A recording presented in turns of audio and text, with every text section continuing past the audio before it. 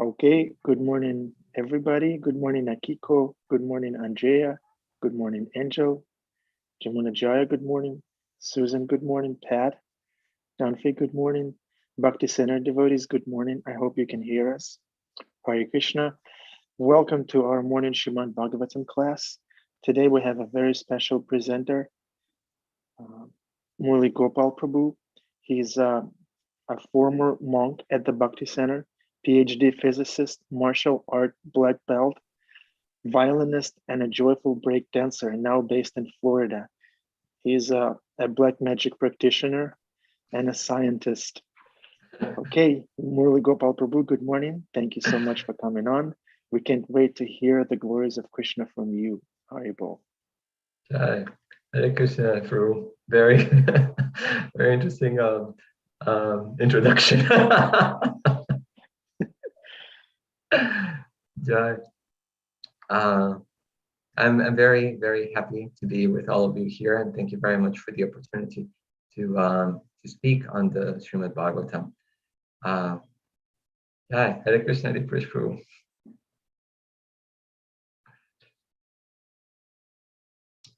Om Namo Bhagavate Vasudevaya.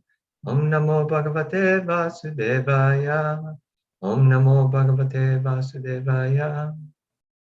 Today we're reading from the Srimad Bhagavatam, 9th canto, 18th chapter, verses 33 through 37. So this is verse 33.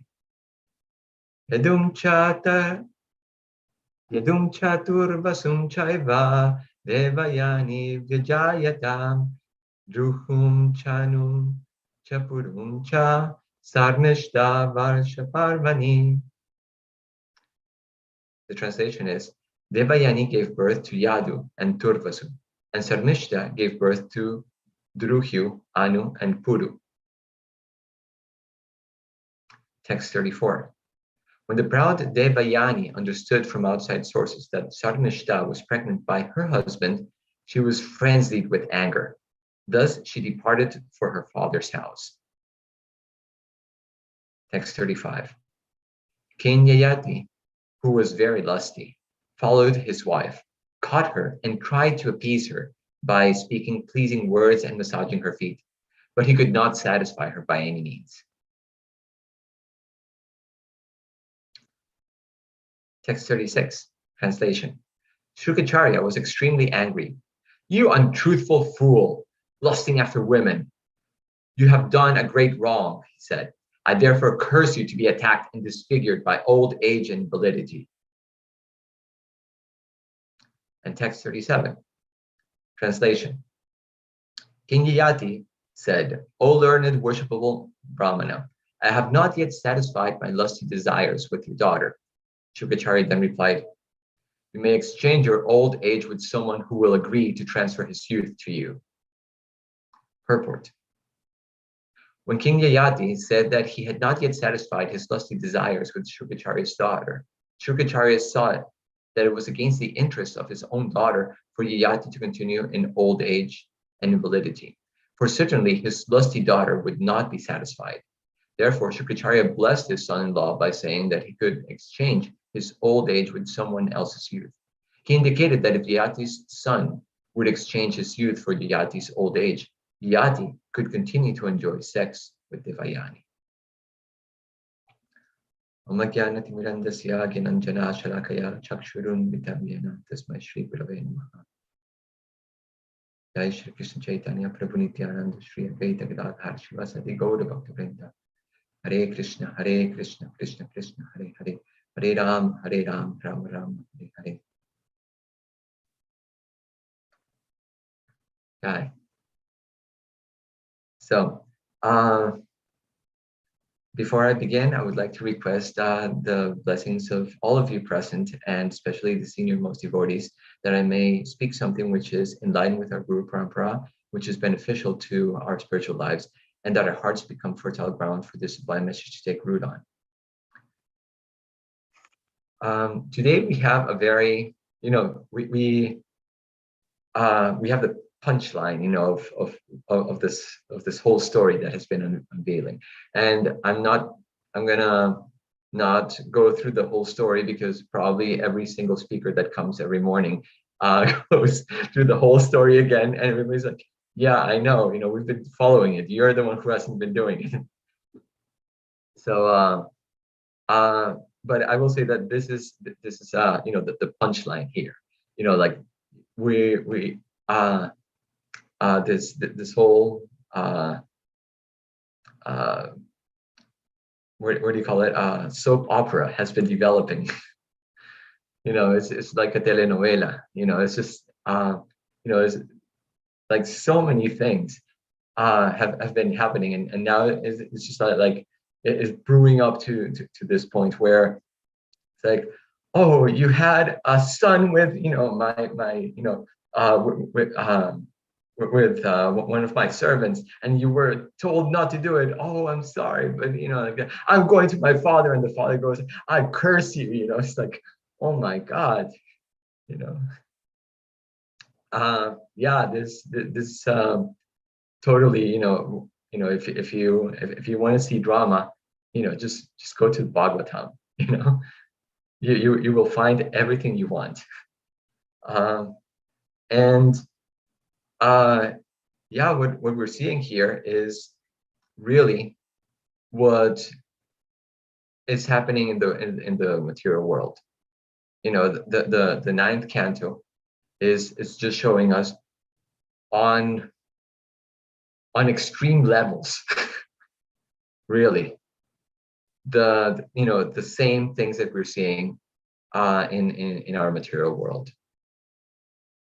And here is something that happens, which is things just don't go our way. One little mistake here, one inattention there, and things can totally overturn in our lives. A little inattention in this place, and suddenly, you're in a car crash, and people die, or people get seriously injured for life. A moment of weakness in another place, and yeah, now you're pregnant, and or now you have to go on child support because this person that you were with is a total psycho.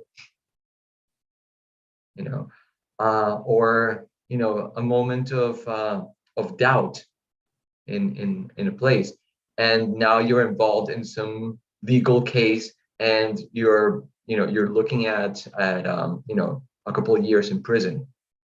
It's like, oh my God, it's just like everything was going so fine. I was streaming, I had my difficulties and like that, and suddenly I have this plunge into like such horrible karma. What happened? Well, life happened. The material world happened. This is something that just goes on, and King Yayati is showing that here. Like one moment he is a king. He's youthful, he's strong, he has all of his subjects. He's married to this to the daughter of the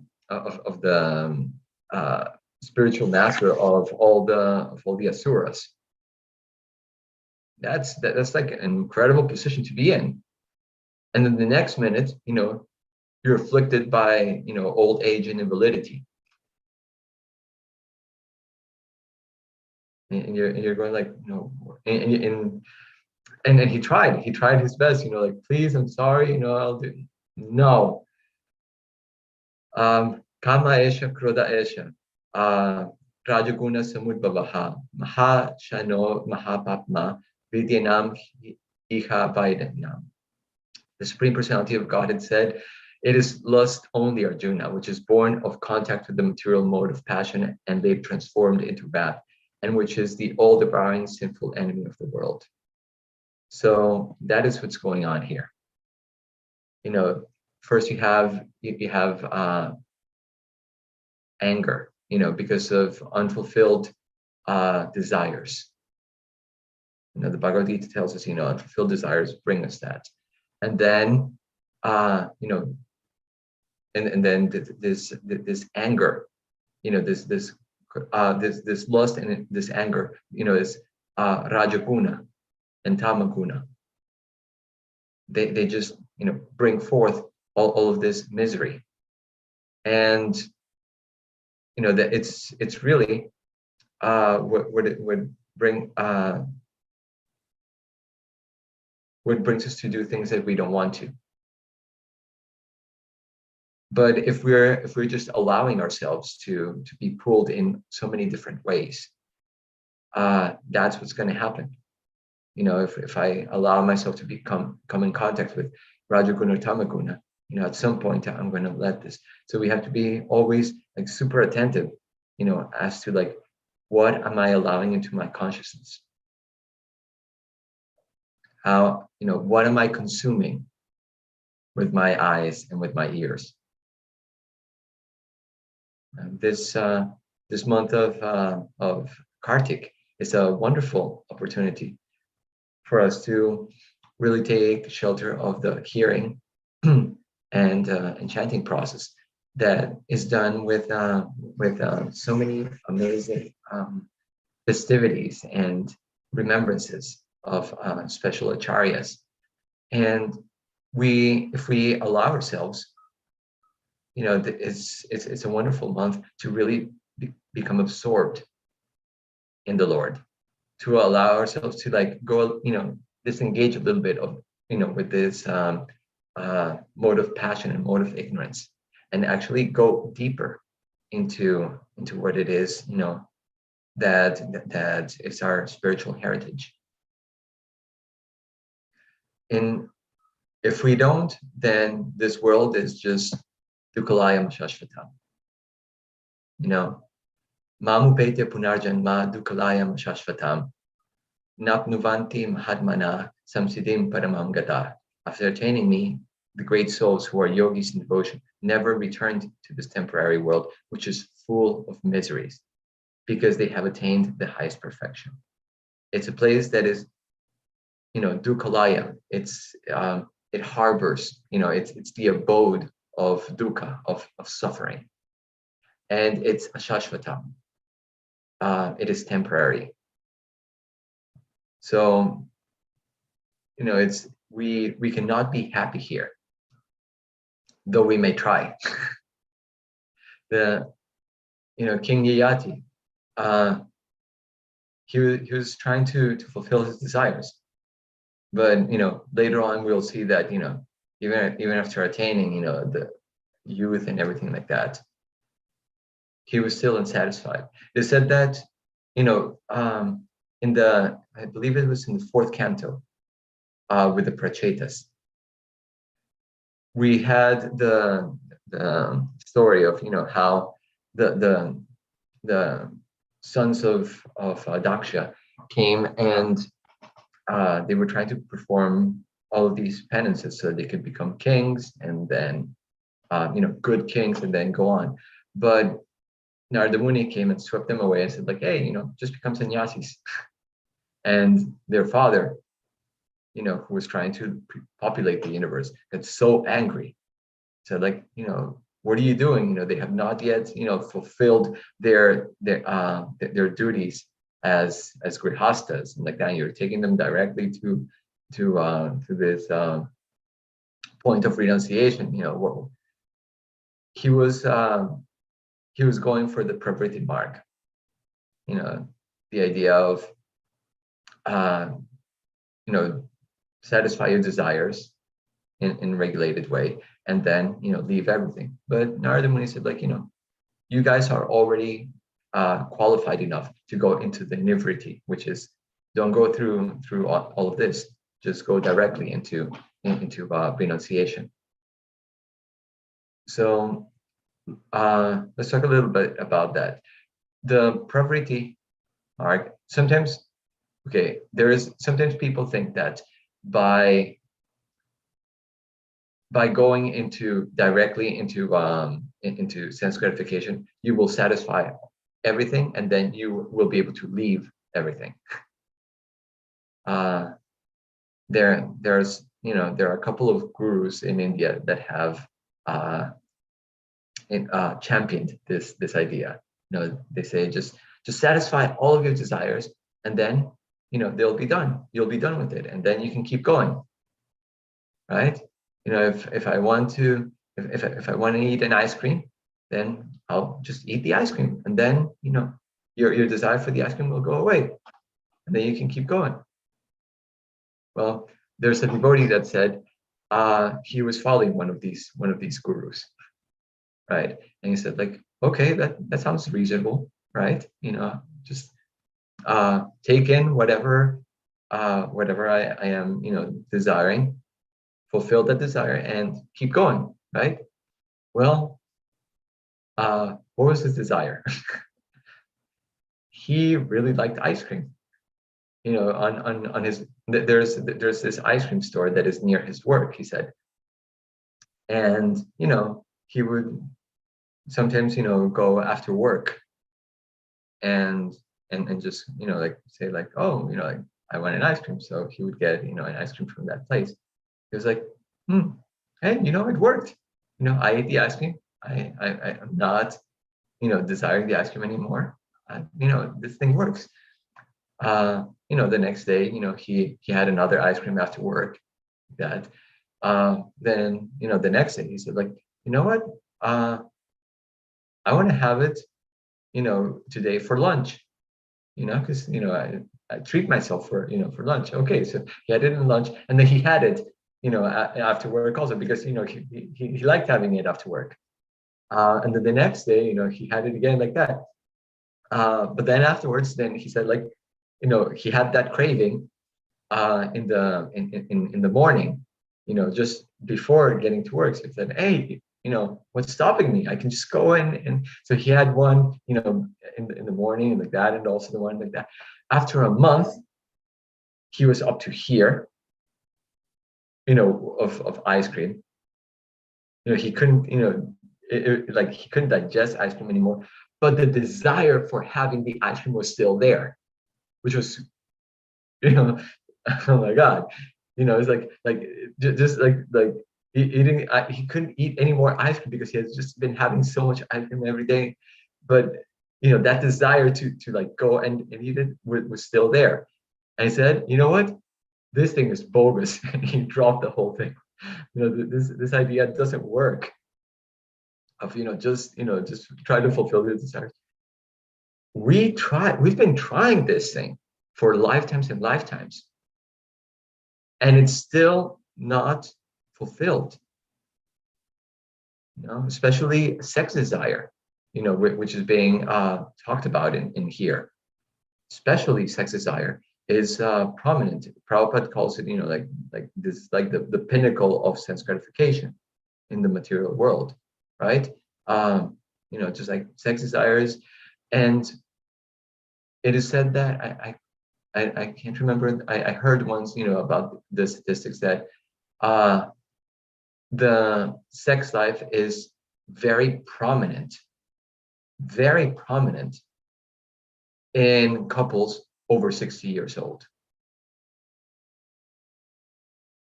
So, you would think like, oh, well, when you get old, your senses are less strong, and, like things are just gonna, boil down, and you're gonna be done, like, I don't want any more. No, it keeps going. Like the whole industry of Viagra, is booming because of this. Because they know that that people, like that are their 50s, 60s, 70s, 80s even, they still have that desire. So, they've been doing it for decades and decades, and it's still not fulfilled. So just by trying to go for our dreams, just by trying to fulfill our desires, it's not going to work. We're not going to get done with these desires. We're going to keep having all of these attachments. And as we're seeing, All these what the Bhagavatam is showing us is that by trying to fulfill these desires, it's not just that you fulfill them. Like there's so many encumbrances that come with it. Sense gratification leads to so many problems. And that's what it's trying to show us. It leads to so many problems. Yati, here is this, person, that has it all. He's a king, he has all the sense gratification. You would think that, okay, so he is satisfied. No. He goes after the one person that was told you should not go for, you should not have children with this. He goes after that one person. So what do we do? Do we just go into the renunciation path? Like Narada Muni told the Prachetas, into the Nivriti marg? Do we just become sannyasis and like that? No, because that also doesn't work if you're not qualified. If you're qualified, go for it. That's the best thing. If you're qualified to become a sannyasi, go for it. But most of us, if we go into it, it will just be a mess. A big mess. We'll end up worse than Yayati. And this is because, we cannot force things. So what do we do? Is it like, don't do this and don't do that? Where is it? Catch 20. Damn if you do, damn if you don't. What do you do in these cases?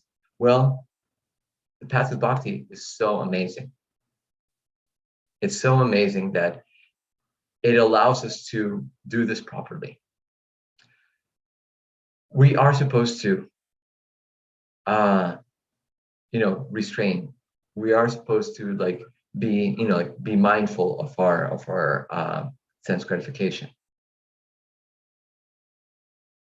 But there are some things that psychophysically, are just going to be pushing us. So we do it in a regulated way. And on top of that, we perform bhakti. We perform shravanam, kirtanam, smaranam. We perform all the, as many of the 9 processes of devotional service as you can fit into your life. Because that is really what's going to bring us to the other side. We have some license for, regulated sense gratification, but that is only, as Danudar Maharaj used to say, just to appease the mind, to keep going, just enough to keep going. And basically so that it won't be a disturbance to our bhakti. We always have to see it in that view. You're like, okay, I can have all this as long as it doesn't, interfere with my bhakti. Bhakti is my services, my sadhana, my association with devotees. These things are the things that I have to keep sacred. Keep this is the what these are non-negotiables. And my sincerity will show through, how I try to keep these things sacred in my life. If something does not, bode well with that, then I leave it, because, this is important for me, right? This is important for me. I cannot give this up. And if we keep this mindset, of just trying to add more bhakti in my life, then what's going to happen is that over time, I'm going to get the higher taste. Param Trisvani Martante. I'm going to get that higher taste that will allow me to give up those attachments that I still have. Those attachments that, I'm still trying to work through. It may be something like, hey, I really want to make money. I have this desire in me to really make lots of money. And I'll give some to the temple and like that. Yeah. Okay. Okay, that's good. But work on your bhakti. Eventually, it will sink in. It will sink in that, this is so much trouble. This desire, this greed for money is just so much trouble. And you will value your bhakti so much that what happens is that you become so attuned to bhakti that you say, like, you see that at some point that if this is going to be an impediment, I will also leave this in the way that I've left all of these other things. And it will be okay with you. Whether you do it by yourself or Krishna, like pushes it on you, you'll be okay. And that's what's beautiful about bhakti, like it will push you to be a better person. It will make you, in a sometimes in a slow and sometimes in a very fast way, give up all of these things, and you'll be okay with it.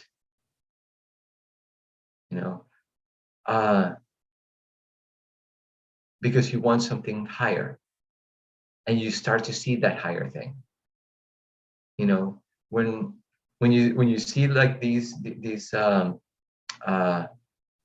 soap operas of the material world, and then you hear about the beautiful pastimes of Krishna, you go, I want that. Pastimes of Krishna. That is what I really want. That is all that that really matters to me. We hear like beautiful stories. I recently heard a beautiful story, about Krishna trying to test Radha's love. It's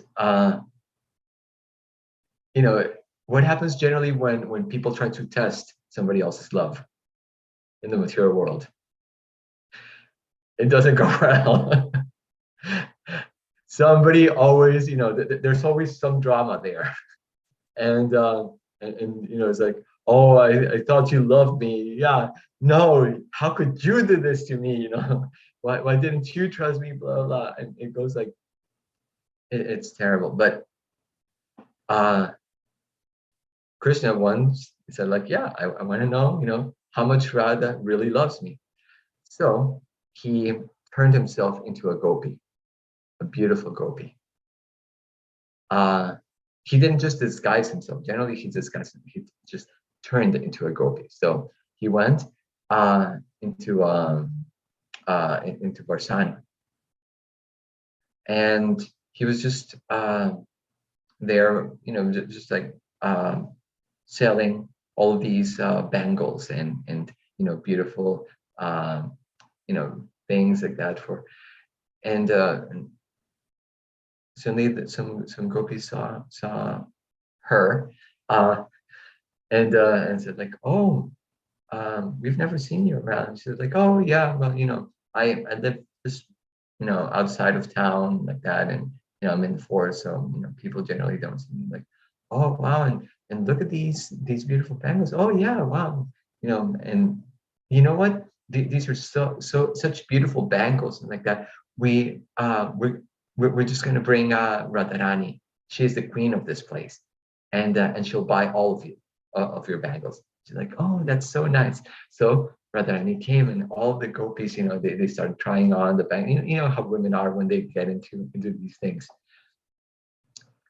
So they were all like, putting all of these, and oh, Radha, you look so nice with these bangles like that. Yeah, oh, these are for you. These match your sari so nice.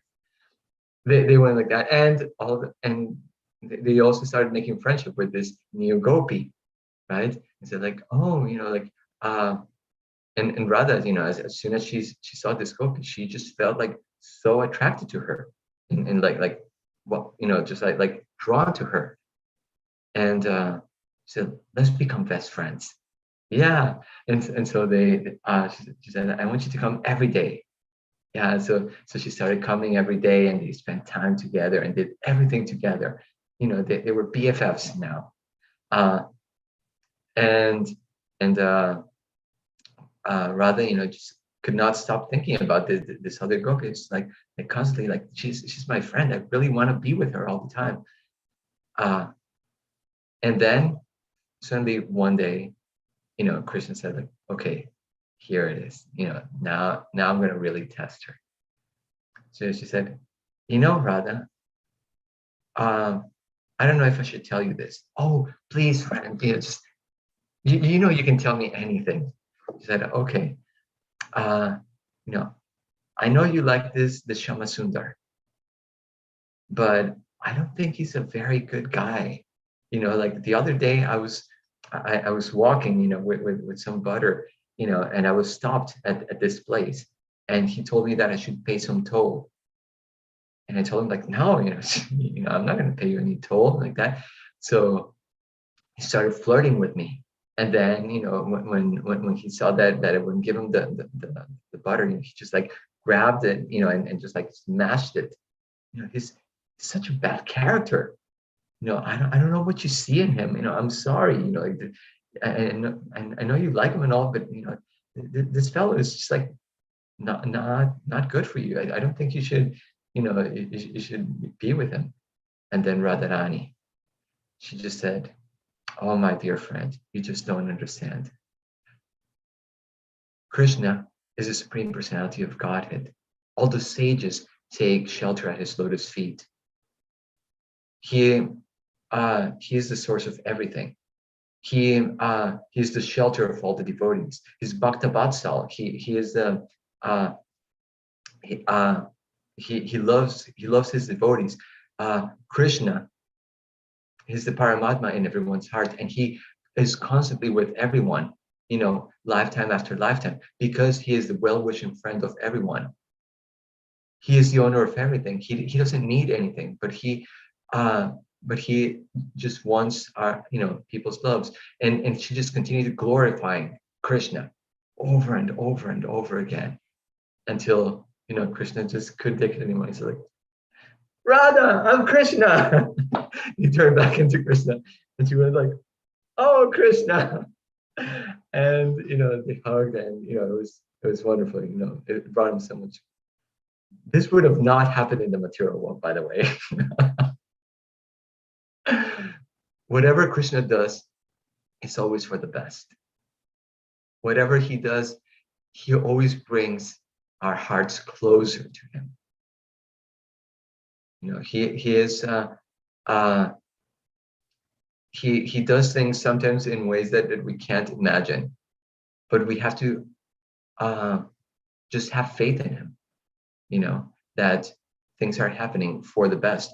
This is something that people, that are materialistic, they say to each other, oh, things are for the best, things will work out. But it's just wishful thinking for them. For devotees who are under the direct protection of the internal potency, this is the case. They can expect that Krishna's mercy will be there for them always, in whatever situation they're in. And that whatever it is that they're going through is actually Krishna's mercy. It's just Krishna giving, this like that little push there for them to come closer to him. He wants us to approach him, whether it's in the good times or the bad times. He wants us to be mindful of him at all times, even when things are going our way or things are not going our way. And if we keep, these jewels of these realizations that we get as we're doing our devotional service, if we treasure those little gems of realization, then when the hard times come, then we can have that faith that, yes, Krishna is here for me. And with the right association around us, the devotees will be reminding us that. They'll be telling us, yes, Krishna is here with you. There's the beautiful story of the footsteps that that it is said that one time this person was walking on the beach, and was making was making these footsteps on the wet sand, and then turned around and saw that generally there were two sets of footsteps on his path, and sometimes there were only one. And then he turned to God and said, "My dear Lord, you said you'd always be there with me. You said that you would always be there with me, and I see that that I'm looking back, and I see that there are these two sets of footsteps. And when but there's only one set of footsteps when in my hardest times. Why did you leave me? Why were you not there during those hardest times?" And then God turns to this person and says, "My dear child, when those footsteps that you see, those single foot set of footsteps, those were me carrying you in my arms." So he's always there with us at all times. And if we are tuned to grace, we will feel his presence. How do we feel his presence? Well, through the devotees. That's the in your face kind of realization of God's love through his devotees. And eventually it will be with it will be with Krishna himself directly, when our hearts are purified enough for us to see him face to face. So it is 7:53, and I would like to leave some time for comments, questions, or jokes.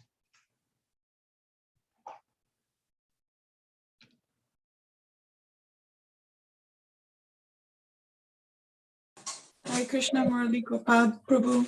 I just wanted to say that I liked how you helped us see that there is novelas or soap operas, and then there's transcendental novelas and soap operas. So there's always going to be a novela somewhere. somewhere there's going to be. So it's good for us to remember to look for it in Krishna Katha. So then that way, at least, we're fulfilling those desires, but still getting some purification somehow. So thank you. I mean, we're drawn to these novelas. We're really drawn to them. Why do we watch a movie? Why do we read books? We want to see some drama somewhere. But there are nice ones. There's some that really purify us, that uplift us, that makes us closer to Krishna. Thank you very much, Janavi. Haribol, Murali. Hey, Jamuna. Good to see you. Nice. I've been reflecting on this whole 9th canto. I feel like everything is so, what's the expression, ratcheted up, with starting back, it's like, to a novella thing. Here we go, because we know who in the next canto is going to come in and save the day. So I really, with all of these from like Paravat or Devasi and Chasing the Sheep, and now to this one. And I feel like, and just in the nick of time with that novella thing, Krishna's going to throw open the door and say, "I'm here," so So thank you, because the novella is just that image is just so like everybody knows what it is. So I feel like I really see that here. We're getting ready. Here he comes. Krishna's coming. So thank you. And the interesting thing is that he keeps an a soap opera going on, but his is a nice one. His is like, people want to hear it. It's like, it's sweet, and it's like, wow, what did Krishna do? That's a, but I love him. I don't want to keep going with it. With the other ones, it's just like, oh my God, that was like, that was terrible. It's like you hear about Urvashi and Pururava. You hear about Yayati and Devayani. You hear about Devayani and Sarmishta. You hear about what was the name of the first king? The one that was turning back and forth, between male and female every month. It's like, it's so crazy, this, as I said, the ninth canto is the same thing that we see every day, but it's just like to another level. It's just because now you just add in like all of this mystical thing to it. So it's but it's the same kind of drama. We want drama. That's actually one of the 9. What is it? There are 5 main rasas, right? And there are 7, additional rasas. So Krishna, he's Rasa Raj. He takes, from all of these different rasas, and he knows how to mix them in such a way that it will attract us.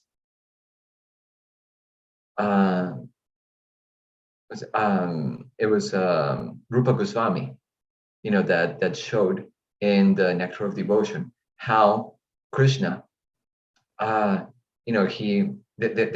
a whole science as to how to mix the rasas to make an interesting story. He shows in the Nectar of Devotion how scientifically Krishna can be, so that he can bring us, so that he can enthrall our consciousness into these stories, because he knows that there's that tendency, like sometimes we want some horror, sometimes we want some chivalry, sometimes we want some ghastliness, sometimes we want some humor, sometimes there are so many different rasas, and he is just giving us all of them in a perfect way to attract our consciousness. And as we do it, we get purified, because it is like when you come in contact with the sun, things become purified. And so when we come in contact with Krishna, we become spiritualized. All we have to do is allow ourselves to be there. Don't resist. Don't resist. Krishna is pulling. If you can, like go forward to him. But if you can't, at least don't resist. That's important. Don't make it harder for Krishna. See his hand, see his flow. Okay, Krishna, you're wanting me to go this way, you're wanting me to go like that. Okay, I'll go there. I'll do that. And we get that, by listening, especially to the counsel of senior devotees. It's like, well, I'm so confused like that. Oh, don't you see? It's so clear. Just go like that. Oh, yeah, you're right. Duh, yeah. Allow yourself, to be guided by Krishna and his devotees, and your own novella will become the most amazing show of mercy that will inspire, other devotees in their own spiritual lives. And with that, it's 8 o'clock. And so I will leave you, to your own movies. And again, thank you very much. Happy Kartik, everyone. Hare Krishna. Thank you, Murali Gopal Prabhu. Wonderful presentation. If I may, just a quick follow-up question. You mentioned that one of those rasas that we may have with the Lord is horror, chills. Sometimes we desire some scary stuff in our life. And you also mentioned quickly before the class how you're practicing this black magic. So tell us, what is that for? What are you trying to make people fall in love with you, or you want them to sign off their property to what's that for? How does that satisfy your rasa? Okay, so let's clarify some things here, because otherwise people get the wrong understanding. So I'm a scientist, and I'm trying to dovetail my research propensities for Krishna's pleasure. So the it's something. It's just like my physical nature. I have to do research for Krishna. So one of the things that I've been working on is I'm trying to understand the fifth canto cosmology, trying to understand the Vedic universe, and there's a lot of mystery around it, because there's a lot of knowledge that is expected of you, which is not immediately there. It was just like at the time, probably that it was written, there was this whole thing. So trying to understand it, I've gone through the whole Bhagavatam. I've read the Bhagavad Gita, reading Chaitanya Charitamrita and all that. And on top of that, then I also have looked, to get extra information. I try to look into the Samkhya, into Vaisheshika, and into yoga, right? And now I'm looking into Tantra, which is the black magic. But I'm not practicing black magic. I'm researching. Are you doing anything now? Are you sure? No. I'm a theoretical physicist, so I don't put myself as a guinea pig for these kind of things. So I look into it to understand that there are some interesting things about their science. I don't go for their methods, because the thing about Tantra is the following. They have knowledge of the material world. They definitely do, right? Because they can change things. They have the ability to change different things.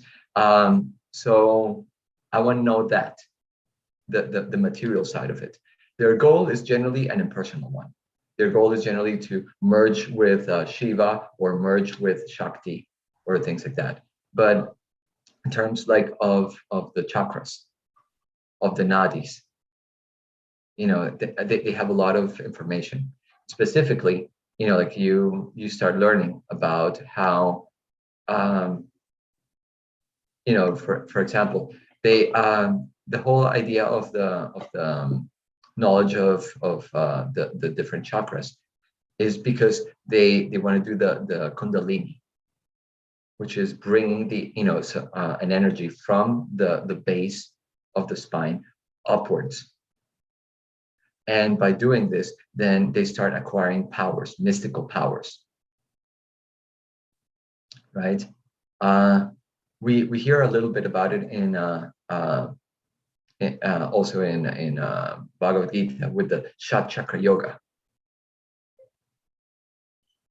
It talks about, but here they have really done it in much more fast lane kind of way. Because you see, when people try to obtain mystical powers through yoga, it takes a long time. It takes a very long time. If you want to develop those mystical powers that the yogis have. You have to go into like, mountains and, and just be super austere and meditate for long. The tantrics, they don't want that. They want the powers fast. And so they perform these, all of these rituals and like that, so that they can pry open these mystical powers. And generally, when they do it, they have to use methods that are not ethical. And they get bad reactions for it. They get bad karmic reactions, and they know it. Just like a person that smokes, they know it's bad for them. They know more about lung cancer than anybody else you know. Mm-hmm. They know it perfectly.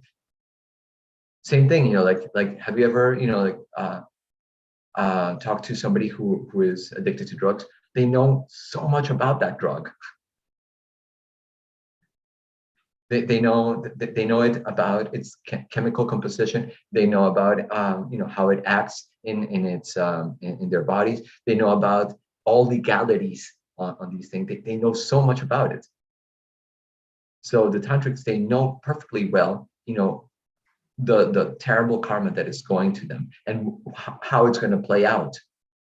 But still, because of their desire for power, they can't give it up. They want it. They say like, well, I don't care. I just want mystical powers. So I go like, okay, fine. Just tell me what you know theoretically about, like how these things work. And one of the things that they do is, like these meditations on the different levels of chakras.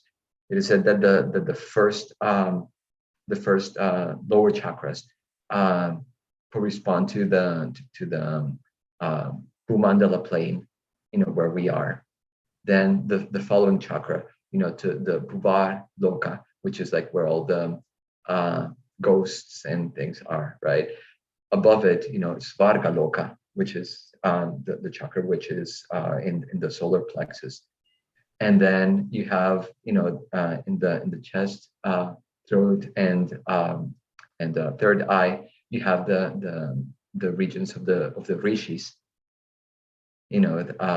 which is the Janaloka, Mahaloka, and Tapaloka, and the Brahmarandra, which is the one on right on the top, that corresponds to Satyaloka.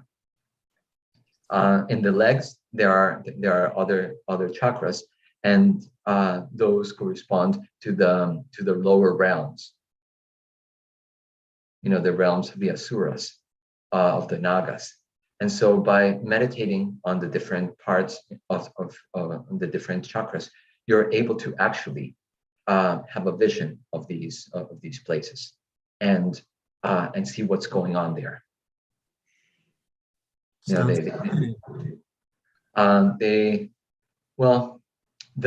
Yoga Sutras also talks about how you can, when they're obtaining when they're doing these meditations, these visions are going to come. And but the Yoga Sutra says, don't, because the Yoga Sutras, it aims at mukti, at liberation. It says, don't get distracted. You're going to see the demigods playing, with the demigoddesses and like that. You're going to see that. You're going to have these visions. Be careful. We don't want to lose. The only thing I really want to see is Krishna. Nice.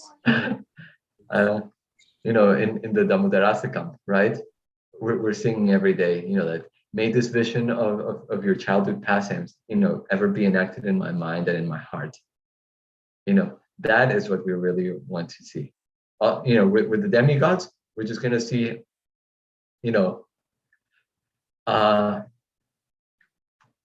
a version of the telenovela that we are living here in the material world, but just on another level. But it's going to be the same thing. Yeah. Oh, this person took this person's wife. Oh, this person backstabbed this other person. oh, you know, these guys went into war with these others like that. Nothing new. It's nothing new, really. You know, it's like most of the times what happens, you already know the ending of the movie. You know, like, oh, that guy's gonna die. Yeah, you know, that guy's gonna die. You know, or you know, you go like, oh, this person is gonna have to fall in love with that other person. You know, it just has to happen. You already know, you know, how this thing is gonna go. Yeah, So there's one devotee, he calls detective stories, he calls them defective stories. Defective stories. yeah, they are defective and but people are very much enamored by it, you know. Yeah. You know, Sir Arthur Conan Doyle, he really knew how to make people interested in it. Because we are defective and we're attracted to defective stuff, you know. Yeah. Well, we are attracted to Krishna. What we see here is just, you know, a perverted reflection of what there was in the spiritual world, and we are attracted to that. And here, you know, we see it with so many inebrities. You know, and here we have to even work hard to be able to see some of these things. You know, if you want to see like these demigods and like that, you have to understand, you know, like how the internal things work. How, you know, there's the Ida and the Pingala, you know, which are the ones that are the nadis that are going along with the Sushumna channel, and how they intertwine to go into your nostrils and further, you know, go into the Mukta Trivedi, which is in the Agya region. You know, how to unwind these three different ones at the bottom of your spine, so that the Shakti can come up through it. There's a lot of information there, and you have to do so many things. With Krishna, you just have to listen to the beautiful pastimes. Yeah.